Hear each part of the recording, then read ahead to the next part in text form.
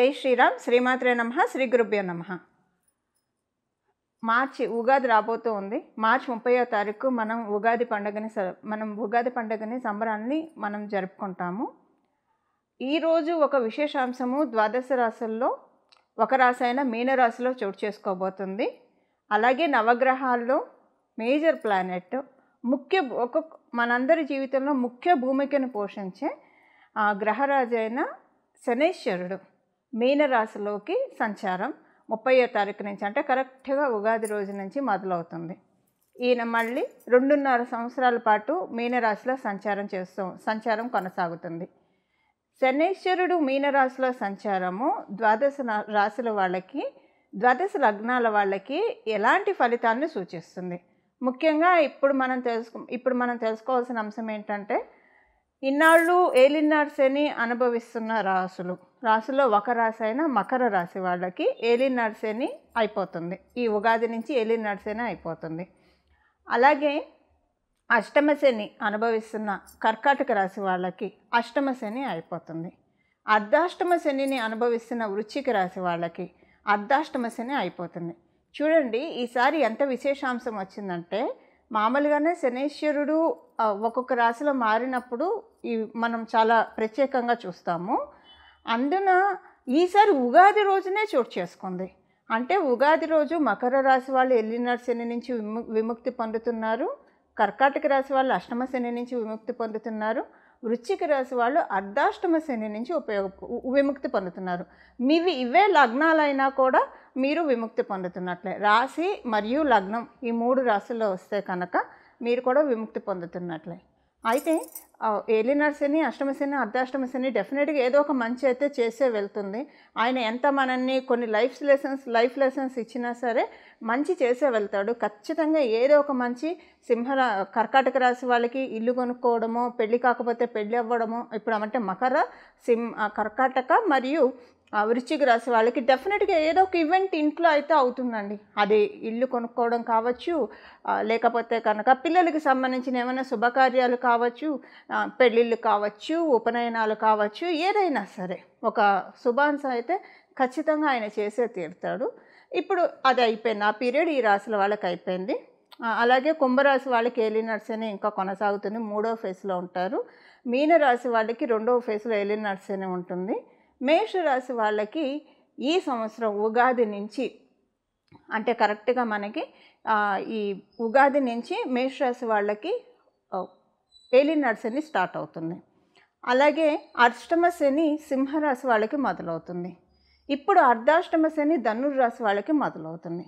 ఇప్పుడు ఏలినాడు శనిలో ఈ ఉగాది నుంచి ఉండేవాళ్ళు ఎవరెవరంటే కుంభరాశి వాళ్ళు, మీనరాశి వాళ్ళు మరియు మేషరాశి వాళ్ళు. ఈ 3 రాశుల వాళ్ళకి ఏలినాడు శని జరుగుతుంది. అష్టమ శని సింహరాశి వాళ్ళకి జరుగుతుంది. అర్ధాష్టమ శని ధనుసు రాశిలో పుట్టిన వాళ్ళకి జరుగుతుంది. మీరు ఈ రాశుల్లో పుట్టినా లేదా ఈ లగ్నాల్లో పుట్టినా సరే ఏలినాడు శని, అష్టమ శని, అర్ధాష్టమ శని ఎఫెక్ట్ ఉంటుంది. అసలు శనైశ్వరుడు మీనరాశిలోకి రాక ద్వాదశ రాశుల వాళ్ళకి ఎలాంటి ఫలితాన్ని ఇస్తుంది, ద్వాదశ లగ్నాల వాళ్ళకి ఎలాంటి ఫలితాన్ని ఇస్తుందో ఇప్పుడు మనం చూద్దాం. ఇందులో మోస్ట్ బెనిఫిటెడ్ రాశి మనం మీనరాశిలోకి శనైశ్వరుడు అడుగు పెడుతున్నాడంటే 2.5 సంవత్సరాల పాటు ఇక్కడ ఉంటారు. 2.5 సంవత్సరాల పాటు మీనరాశిలో శనైశ్వరుడు సంచారము మోస్ట్ బెనిఫిటెడ్ రాశులు వచ్చేసేసి అందులో ఒకటి వృషభ రాశి. మీరు వృషభ లగ్నంలో పుట్టిన శనైశ్వరుడు ముందే మీకు పరిపూర్తి రాజయోగాన్ని ఇస్తాడు. అందులో ఆయన ఇప్పుడు లాభస్థానంలో సంచారం చేస్తున్నారు. అలాగే తులారాశి వాళ్ళకి షష్ఠ స్థానంలో సంచారం చేస్తూ ఉన్నారు. మీ వృషభ తులారాశుల వాళ్ళకి శనైశ్వరుడు రాజయోగాన్ని ఇస్తాడు. ఆయన ఇప్పుడు చాలా కంఫర్టబుల్ ప్లేస్లో ఉన్నారు. అంటే 3, 6, 11 ఉపచయ స్థానాల్లో ఎప్పుడైనా శనైశ్వరుడు కావచ్చు, రాహు భగవానుడు కావచ్చు, కేతువు కావచ్చు, ఇలాగ కొన్ని ప్లానెట్స్ చాలా బాగా వండర్ఫుల్గా వర్కింగ్ ఉంటుంది. అంటే మంచి రిజల్ట్స్ ఇస్తారు. విడివిడి స్థానాల్లో ఉంటే వీళ్ళు కొన్ని స్థానాల్లో అనుకూలం కాదు అని అనుకుంటాం కదా, కానీ ఉపచయ స్థానాల్లో చాలా మంచి అనుకూలం. అలాగే మకర రాశి వాళ్ళకి మీ రాష్ట్రాధిపతి ఆయనే అవుతూ ఉన్నాడు. మీకు మీ రాశి నుంచి ఉపచయ స్థానంలో అంటే 3వ స్థానంలో ఆయన సంచారము. మనం ఓవరాల్గా చూస్తే వృషభ రాశి వాళ్ళకి, తులారాశి వాళ్ళకి, మకర రాశి వాళ్ళకి ఇది చాలా మంచి ఫేస్. మీనరాశిలో శనైశ్వరుడు ఉండడం అనేది చాలా మంచిది. అంటే మిమ్మల్ని పరిగెత్తిస్తాడు, ఫలితాలను కూడా ఇస్తాడు. ఇన్నాళ్ళు మీరు పరిగెత్తినా, ఎగిరి దంచినా, ఎగరకుండా దంచినా పెద్ద ఉపయోగం లేకుండా ఉన్నది అలా కాకుండా మీరు మీ వర్క్ చేయండి, నేను ఫలితాన్ని ఇస్తాను. ఎప్పుడు ఫలితాలు మనం ఏం చేయకుండా ఫలితాలను మటుకు శనీశ్వరుడు కూడా అలా కొన్నిసార్లు ఆయన ఇస్తాడు. మన జన్మజాతకంలో కొన్ని కాంబినేషన్స్ ఉంటాయి. మనకి స్మార్ట్ వర్క్తో మనీ వచ్చేది ఉంటుంది. బట్ ఇప్పుడు మీకు ఏంటంటే కొంచెం ఈజీగా పనులన్నీ అవుతూ ఉంటాయి అన్నమాట. ఇదివరకు చాలా కాలం లాగైనవి ఇప్పుడు తొందరగా అయిపోతాయి. ఇదొకటి ఈ 3 రాసుల వాళ్ళకి. మరి మిగతా రాసుల వాళ్ళ సంగతి ఏంటి అంటే మిగతా రాసుల వాళ్ళకి ఈ ఉగాది మొదలుకొని వచ్చే ఉగాది వరకు కర్కాటక రాశి వాళ్ళకి శనీశ్వరుడి సంచారము నవమ స్థానంలో జరుగుతుంది. ఇది చాలా మంచిది. అంటే మనం చంద్రస్థానం నుంచి చంద్రస్థానం చూసుకుంటే ఆ రోజు చంద్రుడు నవమ స్థానంలో ఉంటాడు. మనకి ఉగాది రోజు కరెక్ట్గా చంద్రుడు నవమ స్థానంలో ఉంటున్నాడు. సో నవమ స్థానంలో చంద్రుడు ఉండగా ఏలినాటి శని జరుగుతూ ఉందంటే చాలా మంచిది. అది అంటే మనకి ఒకటి 1 to 9 యాక్సిస్లో పడింది కాబట్టి ఈ సంవత్సరము మీకు చాలా బాగుంటుంది. శనీశ్వరుడు చెడు రిజల్ట్స్ అయితే ఇవ్వడు. అలాగే వృశ్చిక రాశి వాళ్ళకి కూడా పంచమ స్థానంలో జరుగుతుంది. చంద్రభగవానుడు పంచమ స్థానంలో ఉండడం వల్ల ఈ ఇయర్ మీకు కూడా బాగుంటుంది. అంటే ఈ ఇయర్ వరకు నేను చెప్తున్నా, మొత్తం ఏలినాటి శని మొత్తం చెప్పట్లేదు.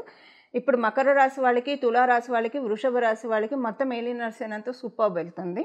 మళ్ళీ మీ జన్మజాతకాన్ని అనుసరించి మీ జన్మజాతకం చాలా సపోర్టింగ్ ఉంటే ఇంకా అసలు చూసుకొని అక్కడ చాలా బాగుంటుంది. ఒకవేళ మీ జన్మజాతకం సపోర్టింగ్గా లేకపోతే ఏలినాటి శనితో చాలా సేఫ్ గార్డ్ అవుతారు. అయితే ఈ సంవత్సరం వరకు ఈ ఉగాది మొదలుకొని నెక్స్ట్ ఉగాది వరకు కూడా కర్కాటక రాశి వాళ్ళకి నవమ స్థానంలో శని సంచారం అనుకూలం. ఎందుకంటే మీ రాష్ట్రాధిపతి అయిన చంద్రభగవానుడు కూడా అక్కడే ఉన్నాడు. 1 to 9 యాక్సెస్ పడింది కాబట్టి. అలాగే వృశ్చిక రాశి వాళ్ళకి ఇది కూడా చాలా మంచి సంచారము. ఇప్పుడు మనము శనీశ్వరుడు ఏ రాశుల వాళ్ళకి ఎలాంటి ఫలితాలు ఇస్తారు, దీని నుంచి అసలు ఏమన్నా జాగ్రత్తలు సూచిస్తున్నాడా, ఈ విషయాలన్నీ మనం ఇప్పుడు ఒకసారి చూద్దాం. అసలు శనీశ్వరుడు అంటే చాలా భయపడుతూ ఉంటారు అందరూ. కానీ మనకి ప్రతి ప్లానెట్ కూడా మన మీద ఏం పగపట్టవు. అసలు వాళ్ళ తత్వం మనం తెలుసుకుంటే కనుక వాళ్ళలో ఉన్న బ్యూటిఫుల్ రిజల్ట్స్ని మనం తీసుకోవచ్చు. అంటే ఆ గ్రహ దేవతల్లో ఉన్న ఆశీస్సుల్ని మనం అందుకోవచ్చు. ఇందులో ఒక బ్యూటిఫుల్ క్వాలిటీ శనీశ్వరుడికి సంబంధించి ఇప్పుడు మనం తెలుసుకుందాము. ఏదన్నా గ్రహం మనకి ఏదన్నా ఇస్తే అది ఒక్కొక్కసారి మన జన్మజాతకము సపోర్ట్ చేస్తే కొంతకాలం వరకు ఉంటుంది. కొంతకాలం తర్వాత అది ఎక్స్పైర్ అయిపోతూ ఉంటుంది, లేదా కొంత కొనసాగవచ్చు. కానీ శనీశ్వరుడు ఎప్పుడైనా ఒకసారి వరాన్ని అనుగ్రహించినా, లేదా ఆయన ఒకవేళ మనకి శిక్షణ ఇచ్చినా అది చాలా కాలం ఉంటుంది. ఎందుకంటే ఆయన ఇవ్వడం కూడా నెమ్మదిగా ఇస్తాడు, దీర్ఘకాలికంగా ఇస్తాడు. మీకు ఉదాహరణకి చెప్తే శనీశ్వరుడు ఏదైనా రోగాన్ని ఇచ్చాడంటే అది ఇంకా ఒక పట్టాన తగ్గనివే. అంటే శనీశ్వరుడు ఇచ్చే రోగాలు అంటే ఆయనే రోగాన్ని ఇస్తారని కాదు. ఇప్పుడు షుగర్ ఇలాంటివి అయితే వేరే వేరే గ్రహాలు ఇస్తాయి మనకి. అంటే నేను మీకు అర్థం కావడానికి చెప్తున్నాను.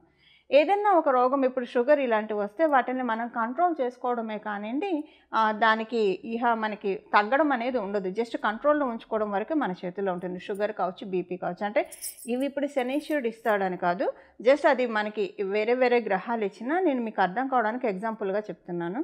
సో ఇలాగా మనకి ఏదైనా ఒక రోగం వస్తే చాలా కాలం అలా ఉన్నట్టు, ఎవరికైనా రోగం వస్తే ఇలాంటివి వస్తే కనుక చాలా కాలం ఉన్నట్లు శనీశ్వరుడు ఇచ్చే యోగము, అసలు అవయోగమైనా సరే యోగమైనా చాలా ఎక్కువ కాలం ఇస్తాడు. ఆయన ఇవ్వడంలో పీనాస్థానం చూపించడు, అది దండించడంలో అయినా పీనాస్థానం నిష్పక్షపాతంగా నిష్కర్షగా దండించేస్తాడు ఆయన. అలాగే ఆయన వరాలు ఇవ్వాలనుకున్నా సరే చక్కగా ఇస్తాడు ఆయన. అంటే చాలా కాలం మన దగ్గర ఉండిపోతుంది. ఇప్పుడు శనీశ్వరుడు ఎవరికైనా చాట్లో బాగా ఉంటే డెఫినెట్గా వాళ్ళకి గవర్నమెంట్లో మంచి పొజిషను, లేదా పాలిటిక్స్లో మంచి పొజిషన్ ఇలాంటివి ఆయన ఇస్తాడు. అది కూడా దీర్ఘకాలికంగా ఏదైనా వ్యవస్థలో ఎవరైనా కొనసాగుతూ ఉన్నారు అంటే కనుక ఖచ్చితంగా వాళ్ళ వెనక శనీశ్వరుడు బ్లెస్సింగ్స్ ఉంటేనే అలా కొనసాగుతారు. ఇలా శనీశ్వరుడు యొక్క బ్యూటీ కూడా మనం తెలుసుకోవాలి. కొంతమంది తరతరాలకి ఆస్తులు ఇస్తూ ఉంటారు. శనీశ్వరుడు బలం మరియు రాహుకేతువుల బలం ఉంటే కనుక వీళ్ళ తర్వాత తరం వాళ్ళు కూడా అనుభవించేంత ఇచ్చేంత అర్హుల్ని మనల్ని చేస్తారు. సో శనీశ్వరుడు యొక్క ఆశీస్సులను అందుకోవడానికి ఆయన గురురాశి అయిన మీనరాశి, అలాగే ఈ మీనరాశి మనం భగవంతుడి పాదం అని కూడా చెప్తాం. విష్ణుమూర్తి పాదము, అమ్మవారి పాదము, వెంకటేశ్వర స్వామి పాదము, రుద్రుని పాదము. ఈ మీనరాశి అంటేనే పాదాన్ని సూచిస్తుంది. ఎవరి పాదాన్ని? మన పాదాన్ని కాదు, పరమాత్మ యొక్క పాదాన్ని. ఇప్పుడు కనుక మనం చాలా గట్టిగా పరమాత్ముడి యొక్క పాదాన్ని పట్టుకుంటే ఎప్పుడు అసలు అంటే ఈ లౌకికమైన విషయాలు మనం ఎంతవరకు ఉండాలో అంతవరకే ఉంటూ ప్రాపంచిక విషయాల్లో మన పాత్ర ఎంతవరకు, మన కర్తవ్యం ఎంతవరకు అంతవరకే ఉంటూ, ఇక మిగతా సమయాల్లో అనవసరమైన చిట్చాట్లు వీటికి వెళ్ళకుండా మన జీవితాన్ని కనుక మన పనులు మనం చేసుకుంటూ భగవంతుడి ఆరాధనలో మనం మనసుని నిష్కల్మషంగా నిలిపితే కనుక చూడండి, ఈ 2.5 yearsలో శనైశ్వరుడు డెఫినెట్గా జాడించి మంచి రిజల్ట్స్ ఇస్తాడు, ఖచ్చితంగా ఇచ్చే తీరుతాడు. కర్మకారకుడు. ఇప్పుడు మనం చేసే కర్మలన్నీ కూడా మనని బ్యాలెన్స్ చేసే టైం. అంటే వ్యయ స్థానం 12వ స్థానం. ఈ వ్యయ స్థానంలో వ్యయం అంటే ఏదైనా మన పాపకర్మలు వ్యయం అయిపోవడమే, పుణ్యకర్మలు కూడా వ్యయం అవుతాయండి. మనం అనుభవిస్తూ ఉంటే మనం ఆనందపడుతున్నామంటే అక్కడ పుణ్యకర్మ ఖర్చు అయిపోతున్నట్టు. మళ్ళీ మనం దాన్ని కొన్ని తెచ్చుకోవడానికి మళ్ళీ మనం సాధన చేయాలి. అలాగే కొన్నిసార్లు మనం తెలిసి తెలియక చేసే తప్పుల వల్ల కూడా పుణ్యకర్మ వ్యయం అయిపోతుంది. సో ఆల్ ద టైం మనల్ని మనం ఒక చెక్ పెట్టుకోవాలి. ఇదొకటి. సెకండ్ థింగ్ ఏంటంటే పాపకర్మలు వ్యయం చేసేసే టైం అనమాట ఇది. మీరు చాలా ఇబ్బందుల్లో ఉన్నారంటే ఇప్పుడు కనుక భగవంతుడి పాదాన్ని గట్టిగా పట్టుకుంటే కనుక మీకు చాలా కొండంత భారాన్ని ఆయన తీసేస్తాడు. ఇమ్మీడియట్గా రిజల్ట్స్ రాకపోయినా ముందు అసలు ట్రాఫిక్ క్లియర్ అయితేనే కదా మనం చేరుకోవాల్సిన డెస్టినేషన్ చేరుకునేది. అలా ట్రాఫిక్ని క్లియర్ చేస్తాడు. పాపరాశి అంతా కూడా చాలా వరకు కరిగించేస్తాడు. అలానే మంచి రిజల్ట్స్ కూడా ఇస్తాడు. వ్యయ స్థానాల్లో శనైశ్వరుడు కర్మకారకుడు కాబట్టి కర్మలన్నీ లెక్కించే దాత కాబట్టి ఇక్కడ మన ఈ 2.5 సంవత్సరాలు మనం ఎంత చక్కటి సత్కర్మలు చేస్తే అంతటి చక్కటి సత్ఫలితాలను ఆయన ఇస్తాడు. ఇది మనకి ప్లస్ అవుతుంది, ఆడెడ్ అడ్వాంటేజ్ అవుతుంది. సత్కర్మలను భగవంతుడిని ఆశ్రయించడము, ఎక్కువగా ప్రాపంచిక విషయాల్లో ఉండకుండా, అంటే ఎంతవరకు మన వృత్తి ఎంతవరకు అంతవరకే, ఏదైనా ఎంతవరకు అంతవరకు, ఒక కర్తవ్య నిర్వహణ వరకే మన బాధ్యతగా, ఇంకా అంతకు మించి మనం లౌకికంగా వెళ్లకుండా ఆధ్యాత్మికంగా భగవంతుడి పాదాలను పట్టుకుంటే కనుక ఖచ్చితంగా శనైశ్వరుడి యొక్క మీనరాశి ప్రభావము అందరికీ ఖచ్చితంగా మంచి ఫలితాలను ఇచ్చి తీరుతుంది. 12 రాశుల వాళ్ళకి, 12 లగ్నాల వాళ్ళకి, అలాగే 27 నక్షత్రాల వాళ్ళకి కూడా. కర్కాటక రాశి. కర్కాటక రాశిలో పుట్టిన వాళ్ళకి శనైశ్వరుడు సంచారం మీకు నవమ స్థానంలో సంచారం చేస్తూ ఉన్నాడు. శనైశ్వరుడు నవమ స్థానంలో సంచారం చేస్తూ మీ యొక్క లాభస్థానాన్ని చూస్తూ ఉన్నాడు. అలాగే మీ యొక్క తృతీయ స్థానాన్ని చూస్తూ ఉన్నాడు. అలాగే మీ యొక్క షష్ఠ స్థానాన్ని ఆయన వీక్షిస్తూ ఉన్నాడు. సో ఆయన మొత్తం ఉపచయ హౌసెస్ని చూస్తున్నాడు. అంటే తృతీయ దృష్టితో మీ లాభస్థానాన్ని చూస్తున్నాడు. అలాగే సప్తమ దృష్టితో మీ యొక్క తృతీయ స్థానాన్ని చూస్తున్నాడు. దశమ దృష్టితో మీ షష్ఠ స్థానాన్ని చూస్తున్నాడు. అంటే మీ యొక్క 3 ఉపచయ హౌసెస్ని ఆయన ఏకకాలంలో చూస్తూ ఉన్నారు. సో ఇక్కడ ఏంటంటే దీనివల్ల కర్కాటక రాశి వాళ్ళకి చాలా బాగా ఉంది. అంటే నవమ స్థానంలో ఆయన ట్రాన్సిట్ అనేది మనం పక్కన పెట్టేసేస్తే ఆయన దృష్టిల రీత్యా మీనరాశిలో ఆయన సంచారం డెఫినెట్గా కర్కాటక రాశి, కర్కాటక లగ్నంలో పుట్టిన వాళ్ళకి చాలా శుభాంశాలను ఇస్తుంది. ఏ విషయాల్లో ఇస్తుంది? ఫస్ట్ ఇక్కడ ఒక విషయం చెప్పాలి. మీరు మీ అక్కలు అన్నలు ఉంటే కనుక వాళ్ళకి ఏదైనా మంచి జరుగుతుంది. వాళ్ళ ఇంట్లో అంటే వాళ్ళ జీవితంలో ఏదైనా మంచి మార్పు మీరు చూస్తారు. అది ఏదైనా కావచ్చు, వాళ్ళ ఇంట్లో శుభకార్యం కావచ్చు, లేదా వాళ్ళ కెరియర్లో మంచి చేంజెస్, వీళ్ళు చాలా మంచి మూడ్లో వెళ్తున్నారని కావచ్చు, ఇది మీరు డెఫినెట్గా చూస్తారు. అయితే ఇలా చూడడం ఏంటంటే ఇక్కడ మీకు ఫైనాన్షియల్ బెనిఫిట్ రావడానికి ముందు ఒక సిగ్నల్ అనమాట. అది ఇప్పుడు మనకి ఆరెంజ్ సిగ్నల్ పడుతుందంటే ఇంకా అక్కడ మనకి రెడ్ సిగ్నల్ తర్వాత ఆరెంజ్ సిగ్నల్ వచ్చిందంటే ఇంకా గ్రీన్ సిగ్నల్ పడుతుందని మనకు ఒక ఇండికేషన్, ఇంకా అయిపోవచ్చిందని చెప్పేసేసి. ఇప్పుడు అలా మిమ్మల్ని రెడ్ తర్వాత ఆరెంజ్ జోన్లో ఉంచి అంటే గ్రీన్ కలర్ సిగ్నల్, ఈ ఆరెంజ్ కలర్ సిగ్నల్ ఏంటంటే మొదట మీ సిబ్లింగ్స్కి, అది కూడా ఎల్డర్ సిబ్లింగ్స్కి చాలా బాగా ఉంటుంది. అయితే ఇక్కడ ఏంటంటే మీకు ఫైనాన్షియల్ మ్యాటర్స్లో కొంచెం సేవింగ్స్కి ఆయన ఆస్కారం ఇస్తారు. ఇలా మీరు ఏదైనా చూస్తే కనుక మీ ఎల్డర్ సిబ్లింగ్స్ లైఫ్లో ఏదైనా మంచి చూస్తే కనుక డెఫినెట్గా మీరు సేవింగ్స్ చేసుకునే విధంగా మిమ్మల్ని ఆయన దీవిస్తాడు. ఆయన లాభస్థానం మీద ఆయన దృష్టి పెట్టాడంటేనే ఈ 2.5 yearsలో డెఫినెట్గా కర్కాటక రాశి, కర్కాటక లగ్నంలో పుట్టిన వాళ్ళకి సేవింగ్స్కి మంచి ఆ స్కోప్ ఆయన ఓపెన్ చేస్తాడు. ఓపెన్ చేసే తీరుతాడు. ఆయన కర్తవ్యం అదే, అందుకే అటువైపు చూస్తూ ఉన్నాడు. అదొకటి. అండ్ సెకండ్ ఏంటంటే మీకు అందరితోటి మంచి రిలేషన్ ఏర్పడుతుంది. సొసైటీలో ఉన్న వాళ్ళతోటి కావచ్చు, ప్రతి ఒక్కళ్ళతోటి మంచి గుడ్ బుక్స్లో మీరు ఉంటారు. ఎందుకంటే అక్కడ లాభస్థానం వృషభ రాశి కూడా అయింది కాబట్టి ఇదొకటి ఉంటుంది. అయితే ఆయన ఇంకా ఇచ్చే ఫలితాలు ఏంటంటే మీకు ఏవైనా రావాల్సినవి మీకు చివరి దాకా వచ్చి రాకపోయినా ఇది నాకు వస్తే బాగుండు అని అనుకుని ఇన్నాళ్ళు ఎదురు చూసింది ఏదైనా ఉంటే, అది కాంట్రాక్ట్ కావచ్చు, ఉద్యోగం కావచ్చు, లేదా వ్యాపారానికి సంబంధించింది కావచ్చు, ఇంకా ఎదగాలి అని అనుకుని ఇంకా అవ్వట్లేదు, నేను అనుకున్నది రావట్లేదు, టాలెంట్ ఉంది, కష్టపడుతూ ఉన్నా, ఇంకా పూర్తిగా రావట్లేదు అని అనుకుని బాధపడుతున్నవి ఏవైనా ఉంటే అవన్నీ ఇప్పుడు ఇంకా ఆయన ఓపెన్ చేస్తారు. అంటే ట్రాఫిక్ క్లియర్ చేస్తున్నాడు. ఒక రకంగా చెప్పాలంటే శనైశ్వరుడు మీకు నవమ స్థానంలో ఉంటూ చాలా ట్రాఫిక్స్ని మీ లైఫ్లోంచి తీసేస్తూ ఉన్నాడు. ట్రాఫిక్ జామ్ అనేది ఆయన మొత్తం రూట్ క్లియర్ చేస్తున్నారు. సో ఇప్పుడు మీరు మీ వంతుగా మీరు వెళ్ళాల్సిన ప్లేస్కి మీ ప్రయత్నం మీరు చేయడం మాత్రమే. మిగతాదంతా ఇప్పుడు మనం ఒక చోటికి బయలుదేరితే ట్రాఫిక్ లేకపోతే కనుక చాలా తొందరగా వెళ్ళిపోతాము, మన పనులు ఫాస్ట్గా అవుతాయి. ఇప్పుడు శనైశ్వరుడు మీకు నవమ స్థానంలో ఉంటూ అదే చేస్తూ ఉన్నాడు. సో ట్రాఫిక్ని క్లియర్ చేస్తున్నాడు. ట్రాఫిక్ అంటే ఏం లేదు, అడ్డంకులు, అవరోధాలు, ఇలాంటివన్నీ, పనుల్లో ఆలస్యత్వం, ఇలాంటివన్నీ కూడా. ఇప్పుడు మీరు ఈ 2.5 years చాలా చురుగ్గా ఉంటారు. మీరు ఆల్రెడీ బాగా చురుగ్గా ఉన్న వాళ్ళైతే ఇంకా ఎనర్జెటిక్గా ఉంటారు. ఒకవేళ కనుక మీరు కొంచెం అంటే అంత బాగా చురుగ్గా ఉండేవాళ్ళు కాదు, బట్ నార్మల్గా న్యూట్రల్గా ఉంటారంటే ఇప్పుడు మీకు తెలియకుండానే మీరు చురుగ్గా ఉంటారు.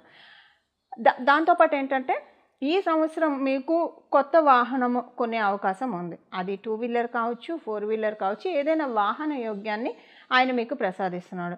ఏదైనా మంచిది ఇప్పిస్తాడు ఆయన. అంటే ఒకవేళ ఆయన ఇప్పిస్తే కనుక డెఫినెట్గా మంచిది ఇస్తాడు. ఏదో కొన్నామంటే కొన్నాము, పర్లేదులే, నడిపిద్దాము, ఏదో ఒకటి అన్నట్లు కాకుండా డెఫినెట్గా అందరి కళ్ళు కుట్టేట్లు ఒక మంచి వాహన యోగాన్ని ఆయన ఇస్తాడు. ఇప్పుడు దానికంటే మెయిన్ ఏంటంటే ఈ వాహనం మీకు కలిసి వస్తుంది. ఒక సెంటిమెంట్ అవుతుందన్నమాట ఈ వాహనం మీకు.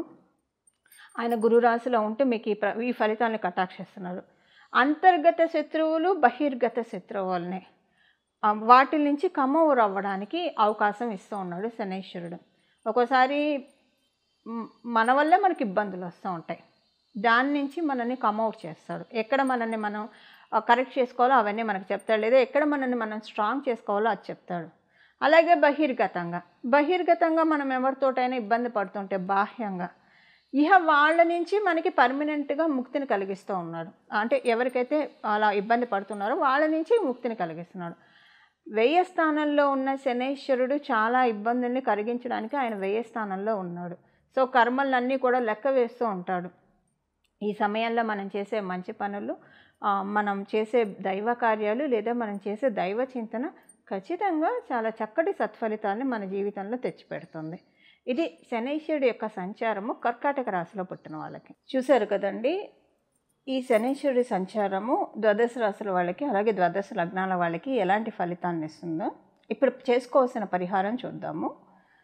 శనైశ్వరుడు మీనరాశిలో ఉండగా చేసుకోవాల్సిన పరిహారం ద్వాదశ రాశుల వాళ్ళకి వీరభద్రస్వామి వారి ఆరాధన. వీరభద్రస్వామి వారి దండకం చదువుకోవడం కావచ్చు, వీరభద్రస్వామి వారి అష్టోత్తరం చదువుకోవడం కావచ్చు, లేదా నేను ఒక నామాన్ని చెప్తాను, ఈ నామాన్ని బాగా స్మరించడం వల్ల కాలభైరవ స్వామి వారిని కానివ్వండి, వీరభద్రస్వామి వారి ఆరాధన కానివ్వండి, చాలా చక్కటి సత్ఫలితాలను వస్తుంది. మీన రాశి అంటేనే మనకి సహజ కాలపురుషుడు కుండలిలోంచి 12వ స్థానం, 10వ స్థానం. మన రాత్రిపూట మన నిద్ర సౌఖ్యం ఎలా ఉంటుందని సూచించే రాశి మనకి కాలపురుషుడు కుండలిలో నుంచి మీనరాశి. అలాగే ఎవరి రాశుల ప్రకారం వాళ్ళకి 12వ స్థానం సూచిస్తుంది.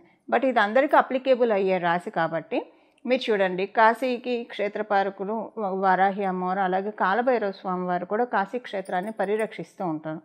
మీరు శ్రీశైలం వెళ్తే శ్రీశైలంలో అక్కడ వీరభద్రస్వామి ఆలయం ఒకటి ఉంటుంది. అంటే మొత్తం ఓపెన్గా ఉంటుంది, అంటే ఓపెన్ కార్ లాగా ఓపెన్గా ఉంటుంది, చుట్టూ 4 గోడలు ఉంటే అక్కడ ఉంటాడు. అంటే కొన్ని క్షేత్రాల్లో క్షేత్రపాలకులు ఉంటారు. ఎందుకు ఉంటారు? రాత్రిపూట ప్రత్యేకించి ఉగ్రదేవి దేవతలు రాత్రిపూట ఆ క్షేత్రాన్ని కాపాడుతూ ఉంటారు, సంచారం చేస్తూ కాపాడుతూ ఉంటారు. శనీశ్వరుడు మీనరాశిలోకి వెళ్ళడం అంటే, మీనరాశి అంటేనే మనకి సహజ కాలపురుషుడు కుండలిలో నుంచి రాత్రిని సూచిస్తుంది, నిద్రాస్థానాన్ని కూడా సూచిస్తుంది. కాబట్టి అంటే ఇంకా చాలా ఉంటాయి, వన్ ఆఫ్ ద ఇది అది. సో ఈ సమయంలో కనుక మనము వీరభద్ర స్వామి వారిని కానీ లేదా కాలభైరవ స్వామి వారి ఆరాధన కానీ చేయడము, అలాగే కుక్కలకి వీలైతే ఆహారం పెడుతూ ఉండడము, ఇవి చేయడం వల్ల చాలా చక్కటి ఫలితాలు వస్తాయి. ఏలినాటి శని కావచ్చు, అష్టమ శని కావచ్చు, అర్ధాష్టమ శని కావచ్చు, శనీశ్వరుడు ఎవరిలో అయినా చూసేది ప్యూరిటీని మాత్రమే. మనం కనుక మన ప్యూరిటీని మనం మెయింటైన్ చేస్తూ ఉంటే ఏ గ్రహ దేవతలు మనల్ని బాధించలేవు. అంటే ప్యూరిటీ అంటే ఎప్పుడూ కూడా నిష్కల్మషమైన మనసుతోటి, మంచి ఆలోచనలతోటి, సానుకూల దృక్పథంతో, సచ్చింతనతోటి మనల్ని మనం పెట్టుకుంటూ ఉంటే కనుక అప్పుడు గ్రహదేవతలన్నీ కూడా వాటి బ్లెస్సింగ్స్ని మనకి ఇవ్వడం ప్రారంభిస్తాయి. అందులో మనకి శనేశ్వరుడు అయితే ఇంకా ఎక్కువగా, ఇప్పుడు మనకి అన్ని గ్రహాలు ఇచ్చే దీవెనను ఒక ఎత్తు అయితే, శనేశ్వరుడు ఇచ్చే దీవెనను మటుకు ఖచ్చితంగా అన్నిటికంటే మించి అనే చెప్పాలి. చూడండి, ఆయన ఏది ఇచ్చినా సరే, ఇప్పుడు మనం చేసుకోవాల్సిన పరిహారం చూద్దాము. వీరభద్రస్వామి దండకం కావచ్చు, వీరభద్రస్వామి అష్టోత్తరము, మీ ఇంటి దగ్గర ఏమైనా వీరభద్రస్వామి వారి ఆలయాలు ఉంటే అక్కడికి వెళ్ళడం, కొంతమంది వీరభద్రస్వామి వారి పీఠాలు పెట్టుకుంటారు, పీఠాలకు వెళ్ళి దర్శించి రావడము. ఒకవేళ ఇవేవి లేవు అంటే ఇప్పుడు నేను చెప్పబోయే నామము కాలభైరవ స్వామి అయితే మనకి శివాలయాల్లో కనిపిస్తూ ఉంటారు. సో కాలభైరవ స్వామి వారిని తరచూ దర్శనం చేసుకుంటూ రావడము, కాలభైరవ స్వామి వారి ఆరాధన ఇది చేసుకుంటే కనుక మనకి మీనరాశిలో ఉన్న శనేశ్వరుడు చాలా చక్కటి ఫలితాన్ని ఇస్తారు. ఇప్పుడు వీరభద్ర స్వామి వారికి సంబంధించిన ఒక నామము మనం ఒకటి తెలుసుకుందాము. అలాగే భద్రకాళి అమ్మవారి ఆరాధన కూడా శనేశ్వరుడు చక్కటి ఫలితాన్ని ఇవ్వడానికి చక్కగా తోడ్పాటుగా ఉంటుంది. ఇప్పుడు మనం వీరభద్ర స్వామి వారికి సంబంధించిన ఒక నామాన్ని తెలుసుకుందాము. ఇది మీరు ఎప్పుడైనా సర్వకాల సర్వావస్థలో నామం కాబట్టి జపించుకోవచ్చు. మీకు వీలు కుదిరినప్పుడల్లా ఏ పనిలో ఉన్నా మనసులో ఈ నామాన్ని జపించుకోవడం వలన చాలా చక్కటి ఫలితాలు వస్తాయి. మీ జన్మ జాతకంలో ప్రతికూలతలు ఆయన ఏమన్నా ఇస్తుంటే వాటిని తొలగించి అనుకూల ఫలితాలని మనందరికీ కూడా అందజేస్తారు. ఈ నామం వచ్చేసేసి భద్రకాళి పాహిమాం వీరభద్ర రక్షమాం. భద్రకాళి పాహిమాం వీరభద్ర రక్షమాం. భద్రకాళి పాహిమాం వీరభద్ర రక్షమాం. ఈ నామాన్ని జపించాలి. ఈ నామాన్ని ఎప్పుడైనా జపించవచ్చు. సర్వకాల సర్వవస్థలో ఈ నామాన్ని జపించవచ్చు. నామానికి ఏ రకమైన అంటే నామానికి ఎలాంటి మనకి ఆచారాలు పాటించాల్సిన అవసరం లేదు. అందువల్ల ఈ నామాన్ని జపించడంలో ఈ 2.5 years కూడా శనీశ్వరుడు ఇచ్చే మంచి రిజల్ట్స్ని మనందరం కూడా తీసుకోవడానికి చక్కటి అవకాశం ఉంటుంది. అలా మనందరం కూడా నవగ్రహ దేవతల ఆశీస్సులు తీసుకొని మన జీవితం అంతా శుభాంశాలతోటి అనుకూలంగా సాగాలని చెప్పి మనందరి తరఫున నేను కూడా ప్రార్థిస్తూ మంగళం. నమో భగవతే వాసుదేవాయ.